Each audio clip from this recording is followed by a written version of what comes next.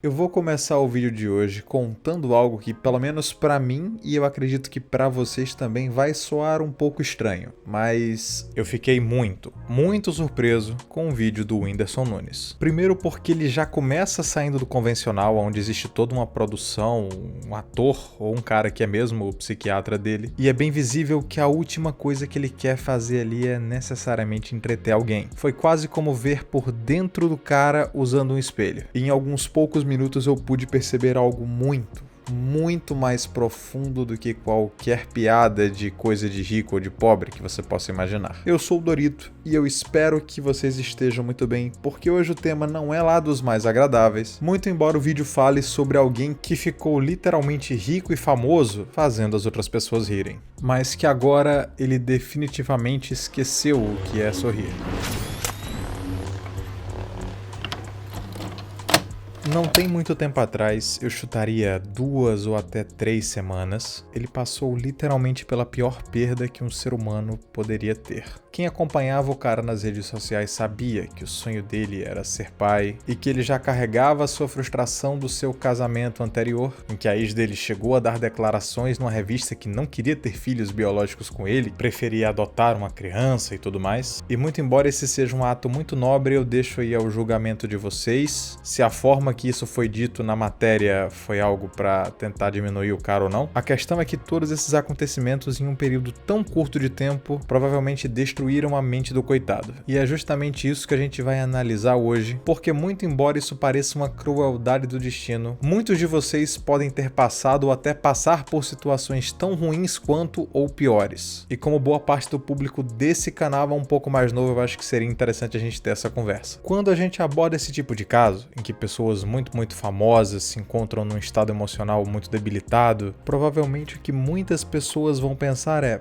por que será que ele tá tão triste? Se eu tivesse esse dinheiro todo, essa vida toda, essa facilidade para conseguir arrumar uma esposa bonita, uma bela namorada, de chegar num lugar e todo mundo se alegrar com a situação e todo mundo quer tirar uma foto com você, todo mundo acha que você é o máximo, condições financeiras para me tratar de qualquer doença nos melhores hospitais do mundo e se eu sentir uma dorzinha no dedo do pé, amanhã eu já resolvi, poder viajar para onde eu quiser, conhecer o mundo inteiro, ter um jatinho, fazer todo tipo de extravagância financeira. Nossa, isso deve ser maravilhoso. Mas talvez a atual situação do cara mostre que isso não é tão verdade assim. Analisando por essa esfera, é difícil de tentar entender o porquê de pessoas assim ficarem tristes. E durante muito tempo eu me fiz essa mesma pergunta várias e várias vezes. Eu via pessoas que eram famosas, eu via pessoas que aparentemente tinham tudo, mas como eu era mais jovem, eu nunca enxergava de fato o essencial. Eu nunca entendia que esse tipo de luxo poderia servir para uma pequena diversão, mas o que vai acabar preenchendo o coração de alguém são as coisas mais simples da vida. E ao julgar pelas informações que eu apresentei aqui, por essa fase nova, com essas tatuagens, com o que ele vem falando,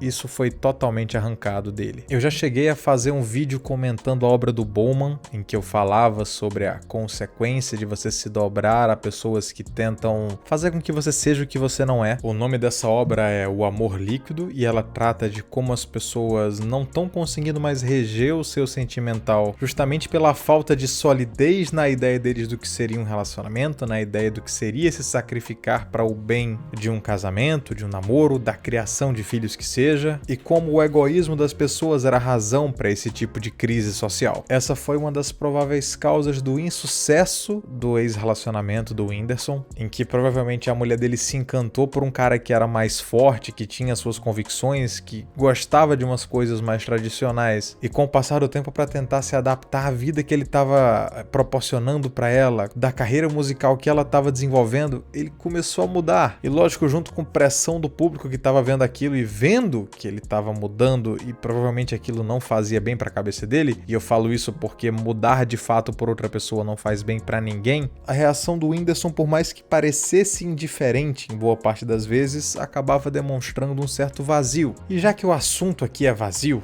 Eu não quero falar sobre o ex-relacionamento deles, sobre o que essa mulher faz, sobre o que essa mulher deixou de fazer, por mais que fique muito claro para qualquer um que tem os miolos funcionando, que tá acontecendo uma espécie de perseguição, porque ela acreditava que o cara tinha que defender ela e catapultar a sua carreira mesmo que eles não estivessem mais juntos. Isso é ridículo e absurdo, mas por outro lado tem muita gente preocupada com a situação dele, porque ele sempre demonstrou ser alguém verdadeiro, simpático, caridoso, e isso conquista a simpatia das pessoas. Isso gera uma preocupação. E de fato, analisando bem, eu nunca vi maldade nele. Talvez alguém que estivesse muito confuso em lidar com uma situação que ele não estava acostumado, porque a fama dele veio muito rápido, seguida de um deslumbre, de uma paixão, aquela coisa do menino mais humilde que quer ficar de mão dada com a Maria Joaquina e tudo mais. Carrossel Reference no podcast tá uma maravilha, mas maldade de fato é algo que eu não consigo enxergar esse sujeito. E boa parte das zoações e provocações que ele acabava recebendo na internet eram por conta disso. Talvez a ideia de quando a gente se abre demais e é bonzinho com todo mundo, tenta ajudar o máximo que a gente pode e só leva pancada na vida, pode nos fazer achar que isso não é de fato a coisa certa a se fazer. Muitas vezes você vai se ver numa situação tão ruim quanto essa, você vai ficar totalmente perdido, sem saber o que se deve fazer para se consertar as coisas, e é nessas horas que eu falo que nem sempre as coisas precisam ser consertadas por alguém,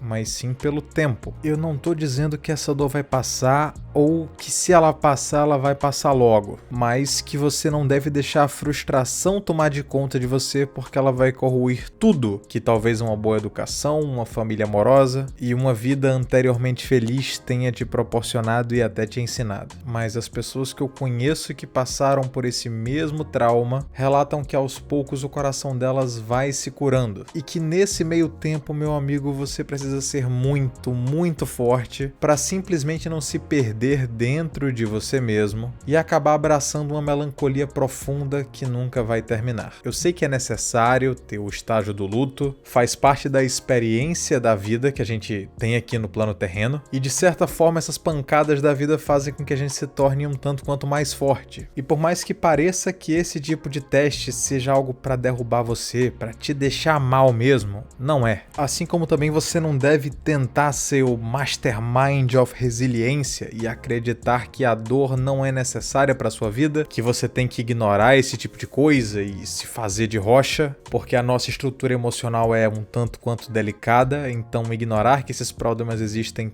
pode te fazer muito mal mais pra frente, e eu tô falando realmente sério, e que o mais correto a se fazer, na minha opinião, é deixar as coisas acontecerem como deveriam acontecer. Hoje em dia sempre tem algum influenciador sabichão oferecendo ajuda, algum psiquiatra ou psicólogo que vai querer te entupir de uns negócios que vão te deixar meio lerdo, mas muitas vezes uma autoterapia em que você vai fazer teu exame de consciência, vai se agarrar às coisas que são realmente importantes para você e, claro, o desencadear do tempo vão fazer com que a dor pare. Caso você se entregue a essa frustração e realmente ache que nunca vai conseguir ser feliz e satisfeito com você mesmo ou com a sua situação de novo, esse negócio todo vai ficar remoendo dentro de você e em uma hora vai acabar se externalizando, como aconteceu com o caso das tatuagens, como aconteceu com o verdadeiro estado psicológico do cara. Mas entender que essas coisas fazem parte do plano existencial e encarar elas como de fato algo que vai passar ou vai diminuir é infinitamente mais fácil do que abraçar e não querer deixar essa dor embora, que é o que no caso eu acho que ele tá fazendo. Até por uma questão de apego a algo que ele queria a vida inteira. Eu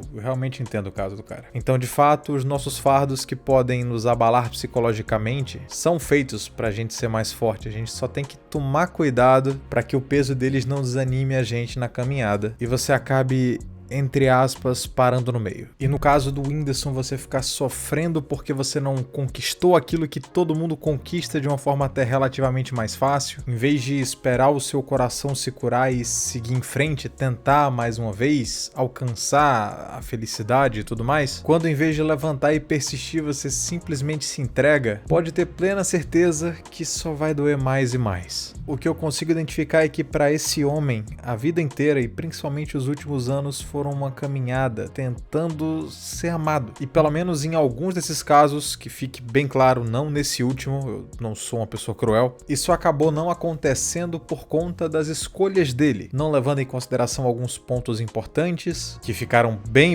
evidentes no passado. literalmente muito evidente, qualquer pessoa que tem um Twitter conseguia ver aquilo, e quebrando o seu espírito de pouquinho em pouquinho até que ele finalmente desabasse, como aconteceu esses dias. E eu sei que é difícil chegar aqui pra vocês e falarem pra não repetirem essa experiência, pra deixarem o ciclo das coisas acontecerem de uma forma natural, porque isso pode te quebrar mais e mais por dentro. Eu não posso garantir que vocês vão estar minimamente preparados pra quando esse tipo de coisa acontecer. Eu não posso nem garantir que eu vou ter essa reação que eu aconselhei, caso eu passe por algo assim. Mas entender que o sofrimento faz parte do caminho e se conscientizar disso aos pouquinhos todos os dias, talvez consiga te salvar para você tentar mais uma vez no futuro. Eu sou o Dorito, muitíssimo obrigado por ter visto o vídeo até aqui e a gente se vê numa próxima. Até lá!